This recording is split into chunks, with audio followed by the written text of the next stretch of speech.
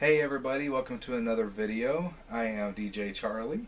We're continuing with our inventory. I am updating my inventory on all my cables, all my equipment, all my little this and that's and everything. And also got some new cases, and right now we're about to start on this case. If you were watching my last video, we're going to start on this case because I had a really good idea. I've got two of these cases. They came with foam inserts, and this is the top egg crate foam, and then it comes with the bottom layer of pick and pluck foam insert. But I actually doubled the foam inserts in my other case for my microphones.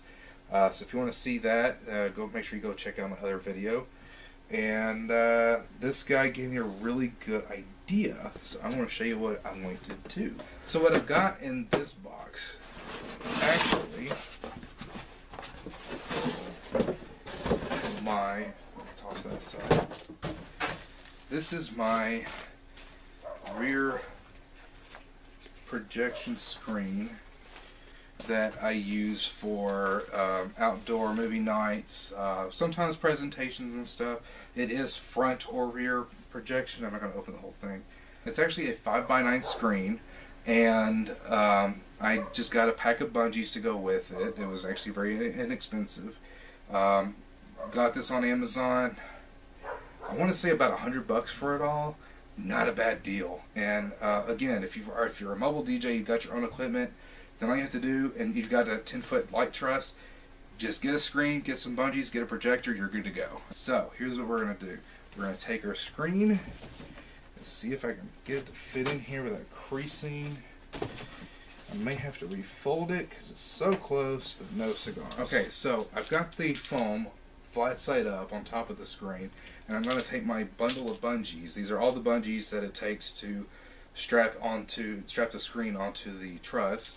I can put that right on top of the foam, and it won't mess up the screen because of the foam.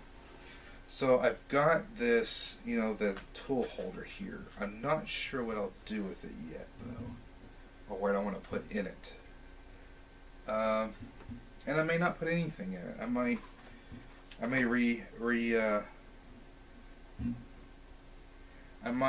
reuse this elsewhere. I'm not sure.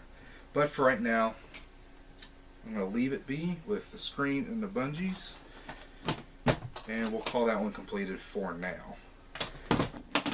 This is our, I don't know if you can see it, this is our second smallest toolbox of the four. If you remember in our last video, go watch that and you'll see what I mean. Basically, I got one toolbox that had 3 other toolboxes inside it, and all for one low price. So let's see what can go in here. We've got our adapters. I've got a couple of these actually. I've got these female VGA to male HDMI adapters. This is for going from HDMI to VGA, in which case I would use this to go from maybe my laptop, my newer laptops now, because since they don't have VGA, to my projectors, or a Blu-ray player to VGA projectors or whatever have you. And I've got 2 of these, so that's good. These are the RJ45 to VGA adapters. They come in a pair, and more specifically, they are female RJ45 or Ethernet, if you will, to male VGA. So basically what you can do with this is you can take a Cat5 or Ethernet cable and make as long of a VGA cable as you want. And I love using these, and I'll show you why. I'm going to put those in there. Let's see. Okay, well this is just a Cat5 cable, and I might use this for networking, or I might use this for VGA, for my projections. And I'll show you that in a second. So here, I'm going to put this in here. This is about somewhere between 125 and 150 foot of Cat5 or Ethernet cable that I created, and I have 2 of these VGA adapters on them like I just showed you. And this is basically what I do. So like anytime that I'm running video or projection or anything, from back in a booth, instead of buying some really long VGA cable or whatever have you, generally I keep a box or two of about 1,000 feet of Cat5 or Ethernet cable, and with me. And so what I can do is, if I'm running video from back in a booth or from some long distance, then I'll just take out and run my Ethernet cable, put a couple ends on each end, RJ45s or Ethernet plugs, I guess. And then I'll put these VGA connectors on it, and voila, I've got a 150-foot VGA cable. Alright, what else do we have? We also have regular HDMI cables, and we got about 2 or 3 of these I'm actually using in my own house right now. Okay, so let's see.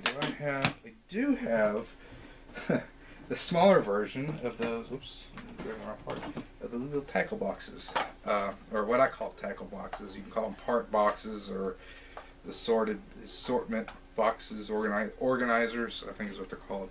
Either way, no matter what you call them. So what I can do is I can take such things as those adapters, VGA adapters, and I'll put them in here. So in the second organizer that comes on the toolbox, I'm going to use for my HDMI adapters, such as this. This is a 90-degree HDMI adapter.